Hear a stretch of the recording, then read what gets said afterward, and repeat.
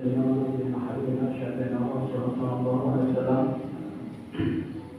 ثم إلى رواه علي وعلي وأصحابه والتابعين يوم الدين خصوصا ومسلمنا حسن البصري وسيدنا الجنبي وأولادي وشيخ الشيخ القاضي والجلال وسيد الشيخ محمد بن كريم السلام العمري والشيخ وأرشد بن أحمد الجلي والشيخ محمد كشف العمر بن اسم الأنجلي والشيخ محمد الزهني ونصور بن الأنجلي وإلى الله أنوار مشايخنا معلمنا ووالدنا وأمهاتنا وقرابتنا وجيرنا يوم علينا وإلى رحمة إخواننا المسلمين والمسلمات والمؤمنين والمؤمنات اللهم بارك له الشيخ رحمه الله برحمة وعلمنا ولا سوءنا وذرياتنا من بركاتهم وأنوارهم وأسرارهم وعلومهم وأمهاتهم وخصوصياتهم وكراماتهم في الدنيا والآخرة وأن الله يرزقنا وأزواجنا وذرياتنا طوبى ومغفرة وتوفيق والهداية والاستقامة وحسن خاتمة وخير ولطف وعافية آمين وعلى كل ما نواقي سلف الصالح وإلى ربنا بها الفاتحة.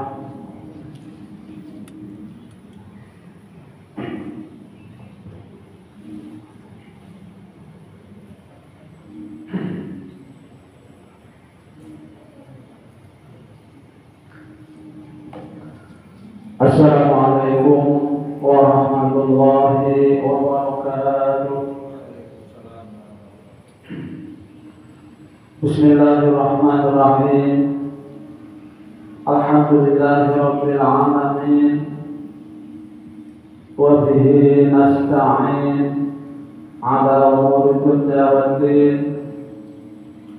Wassalatu wassalamu ala asyrafil anbiya'i wal mursalin سيدنا ومولانا محمد وعلى آله وأصحابه أجمعين. سبحانك لا علم لنا إلا ما علمتنا إنك أنت العليم الحكيم وتب علينا إنك أنت التواب الرحيم ولا حول ولا قوة إلا بالله العلي العظيم. Rabbi shrah li sadri wa yassir li amri wahlul 'uqdatam min lisani yafqahu qawli amma ba'du. Hadirin jamaah salat maghrib masjid besar Taqwa yang dimuliakan Allah. Pertama-tama terlebih dulu marilah kita sama-sama memanjatkan puji dan syukur kita kehadirat Allah Subhanahu wa taala karena dengan limpahan rahmat, karunia, taufik dan hidayahnya juala sehingga kita kembali pada malam hari ini kita dapat melanjutkan kajian kita tentang ilmu fikih kitab Sabil dan Muhtadin yang masih membicarakan tentang bab wudu. Diiringi dengan salawat serta salam, semoga selalu terlimpahkan kepada junjungan kita Nabi Muhammad sallallahu alaihi wasallam, kepada keluarga beliau, sahabat, kerabat, zuriat, bahkan pengikut-pengikut beliau ila yaumil qiyamah. Dan marilah sama-sama pula kita memperbaharui atau berniat i'tikaf dengan niat nawaitu ana a'taqifa fi hadzal masjid sunnatan lillahi ta'ala.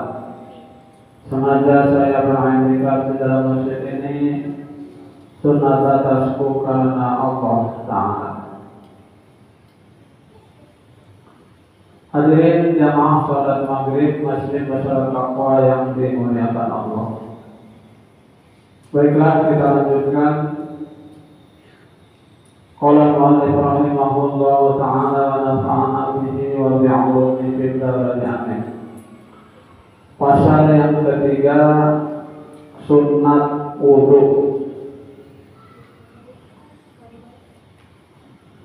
Yang dimaksudkan dengan sunnat menurut syarak sama dengan tatawwu.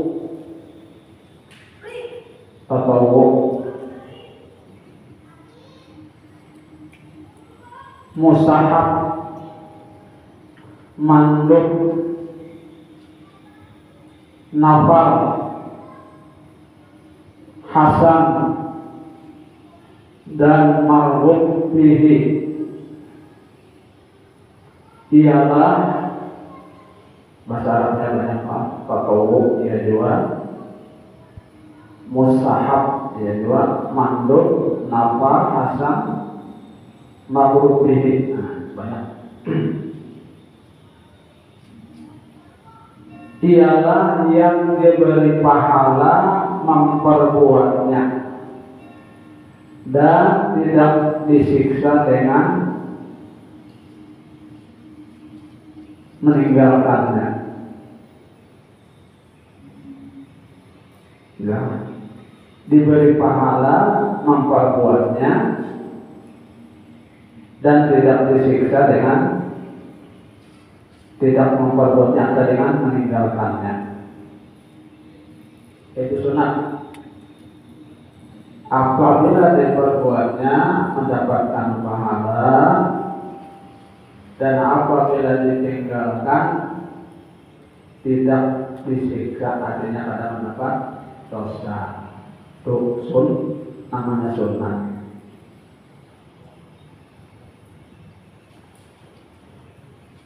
Sunat wudu sangat banyak. Sebagian daripadanya menggosok gigi, termasuk sunat wudu. Menggosok gigi atau bersuci.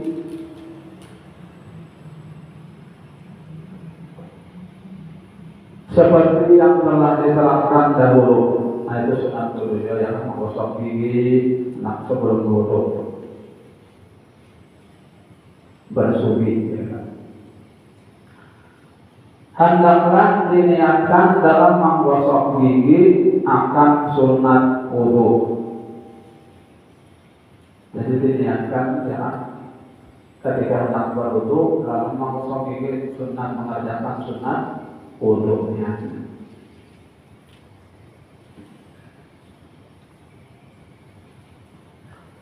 Pendapat inilah yang mengatakan tempat menggosok gigi lebih dahulu dari mengucapkan basmalah.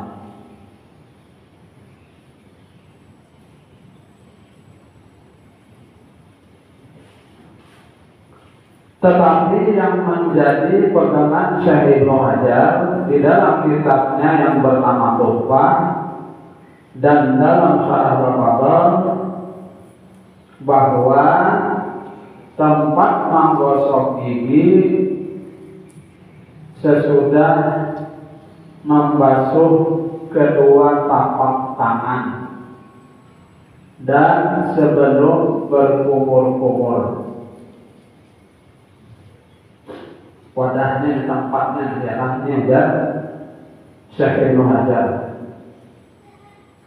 Artinya menggosok gigi itu udah sidin sesudah membasuh tangan, ya, membasuh tangan, kedua tangan, tapak tangan, dan sebelum berkumur-kumur menggosok gigi dahulu.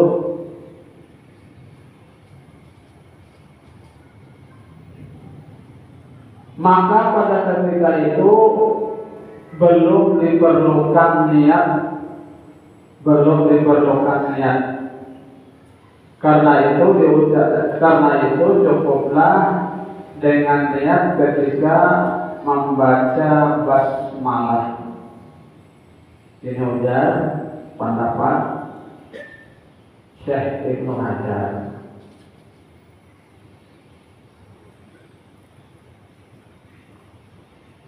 Sebagian dari sunat wudu mengucapkan basmalah, membaca bismillah kita. Nah, itu sunat wudu juga. Ya, ketika hendak berwudu membaca bismillah. Yang diterangkan oleh Syekh Ibnu Hajar adalah bawah. sekalipun mengambil wudhu dengan air rampasan. Sekalipun mengambil air wudhu tadi dengan air rampasan, tetap saja disunatkan membaca basmalah tadi. Demikianlah yang diterangkan oleh Syekh Ibnu Hajar di dalam kitab Syarah Ubab dan Syekh Ramli di dalam Nihayah. Sekurang-kurangnya membaca basmalah dengan mengucapkan bismillah, itu sekurang-kurangnya. Dan yang sempurnanya membaca bismillahirrahmanirrahim, itu paling sempurna.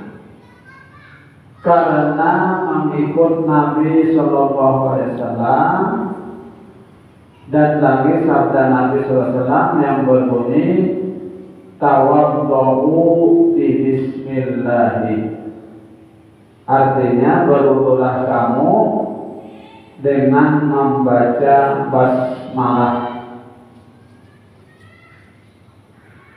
Nah, jadi itu adalah suruhan Nabi. Apabila anak berwudu, dia Nabi baca basmalah. Itu sunnah. Hadis riwayat Nasa'i, Ibnu Huzaimah dan Baihaqi dari Anas bin Malik.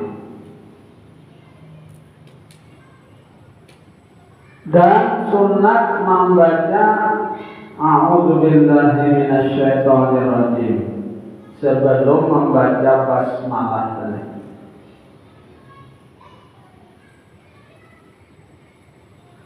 Jadi sebelum membaca basmalah A'udzubillahi minasyaitonirrajim, ini juga sunnah.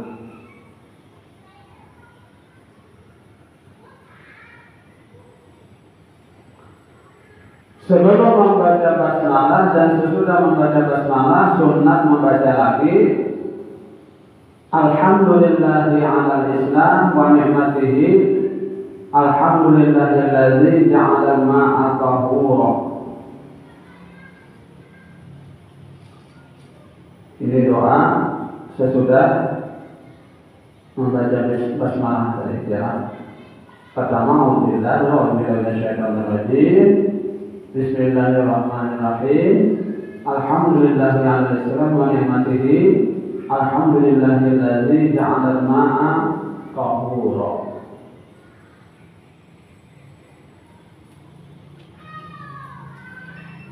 Imam Ghazali menambah lagi sesudah itu membaca, ada lagi tambahan. Imam Ghazali mana? Rabbi a'udzubika min hamazatis syayatin wa a'udzubika rabbi ayahdurun. Ini Imam Ghazali menambahkan.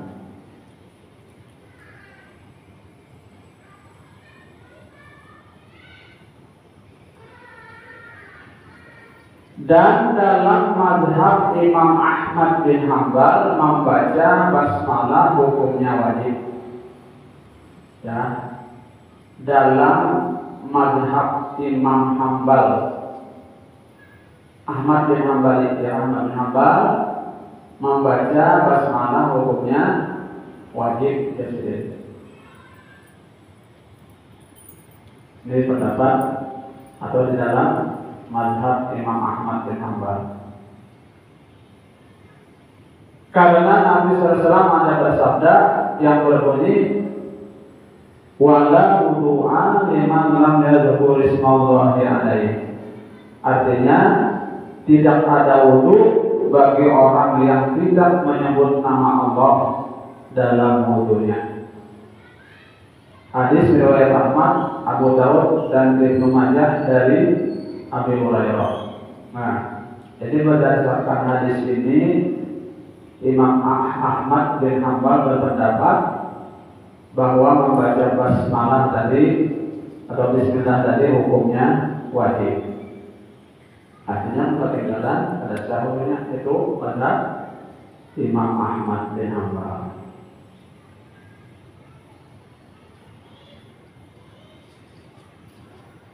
Dapat dimengerti dari kandungan hadis di atas bahwa wudu tidak sah dalam kata-kata, tidak ada wudu bagi orang yang tidak menyebutkan nama Allah dalam wudunya. Ya, ini pengertiannya ya. Jadi yang mengeluarkan kata bismillah artinya kada sah wudunya.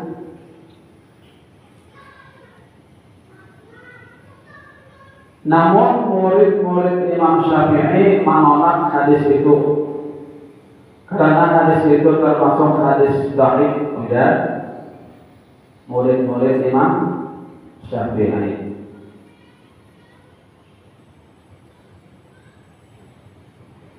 Ya, hadis itu dari apa?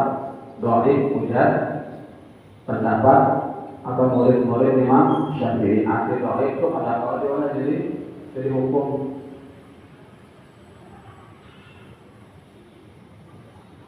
Yang tidak dapat dijadikan dalil, dan kalau juga dikatakan sahih maka ditakwilkan hanya kurang sempurna wudu orang yang tidak menyebut nama Allah. Takwilkan aja udah ini.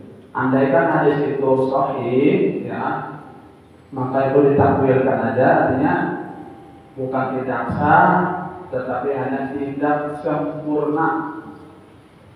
Tidak sempurna orang yang berwudu itu kalau tidak membaca basmalah.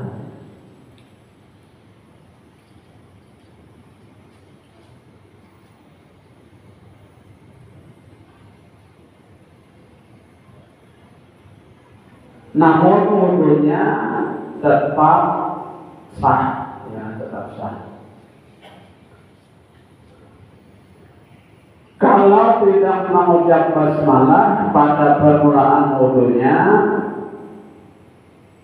baik ditinggalkan karena lupa atau sengaja wudunya, atau sengaja wudunya tetap sah. Kalau tidak mengucapkan basmalah pada permulaan wudunya, baik ditinggalkan karena lupa atau sengaja, wudunya tetap sah. Artinya hanya jadi tidak sempurna saja, ya, tidak sempurna. Kalau dibacanya pada pertengahan wudu dan sebelum selesai wudu untuk memperoleh pahala sunnah, hendaknya dibaca Bismillahi fi awwalihi wa akhirihi. Bismillahi fi awwalihi wa akhirihi. Artinya menggunakan ingat pertama membaca basmalah, ingat di pertengahan baca Bismillahi fi awwalihi wa akhirihi.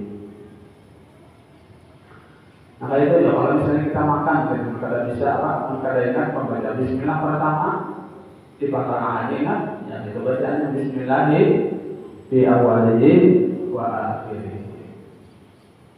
Karena ujar namun kita kada membaca basmalah ini waktu makan, ya kan, diumpat iblis setan diumpat makan juga. Nah jadi yang membaca basmalah tadi di pertanahan misalnya lalu iblis tadi maluak karena makanan tadi di luar nggak jadi empat. Amun kalau yang lalu pas sampai habis itu kan.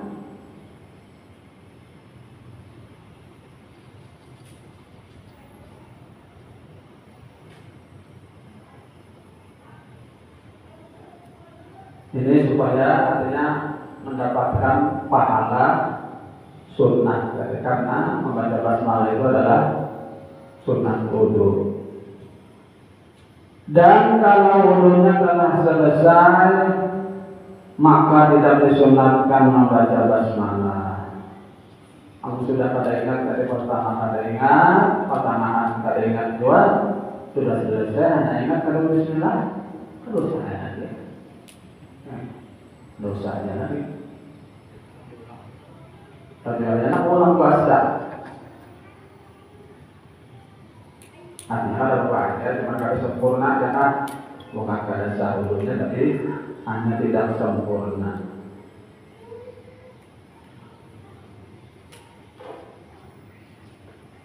Demikian juga berlaku dalam makan dan minum. Apabila tertinggal membaca basmalah pada permulaannya dan pada pertengahannya, maka tidak sunat lagi membaca basmalah.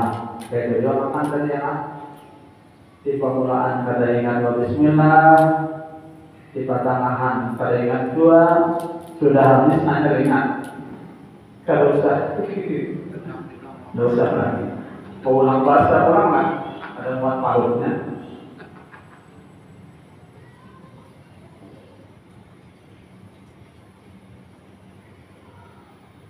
Karena yang dimaksud dengan membaca basmalah ialah untuk mengambil berkah dan agar makanan yang dimakan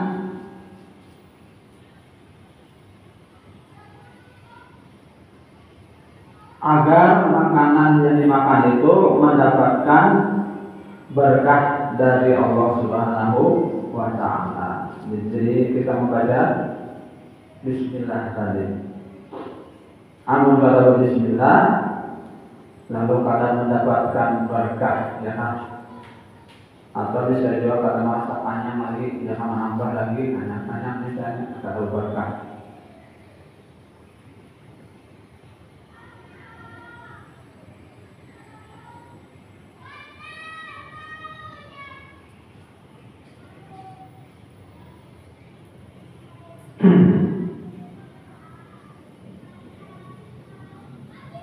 Kemudian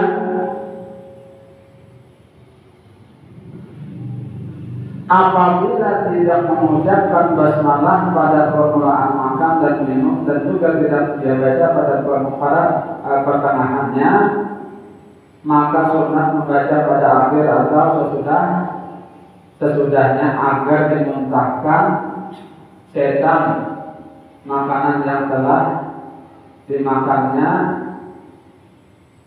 tadi yang berbeda dengan wudhu lain lagi kan. Lain lagi pendapat Imam Ahmad dalam Syarah Al-Qadar dan Fathul Jawad bahwa kalau makan itu apabila lupa pada awalnya dan juga di pertengahannya lupa, sudah selesai hanya ingat, baca saja sendiri bismillah tadi. Bismillah fi awalihi wa akhirihi. Supaya udah sendiri setan yang lupa makan tadi dimuntahkannya makanannya tadi. Saya nuduh ya kan?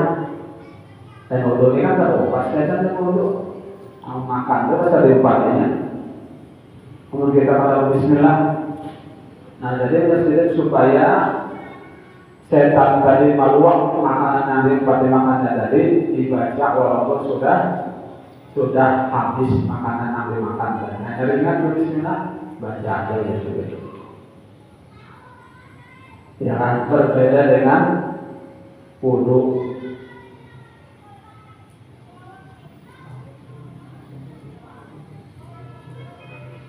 Di dalam sanggama apabila tidak diucapkan basmalah sebelumnya maka tidak sunat mengucapkannya pada pertengahannya karena makruh berkata-kata pada saat sanggama.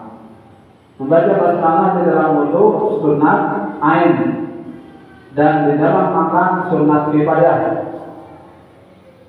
Demikian juga dalam sanggama. Nah, jadi kalau sunat apa tadi membaca basmalah dalam wudhu itu sunat ain, sunat perorangan maksudnya. Tapi kalau dalam makan itu sunat kifayah, ya. Jadi di dalam makan tadi apabila misalnya banyak orang makan yang bersama-sama banyak barang makan, ada nama baca basmalah seiko, asal benyari kita makanan lain. Cukup baca saja. Yang kifayah aja. Nah, ya kan?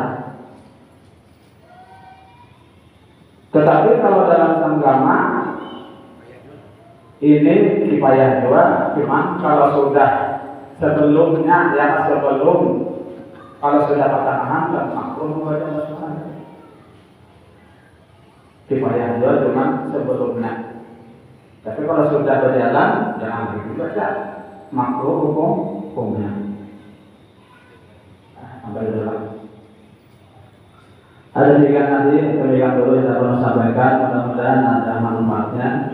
Dan mudah-mudahan SWT mengampuni segala dosa-dosa kita, dosa orang tua kita, guru-guru kita, dan para kaum muslimin dan muslimat.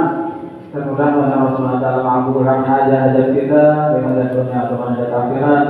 Dan mudah-mudahan SWT matikan kita dalam keadaan husnul khatimah, husnul khatimah, husnul khatimah.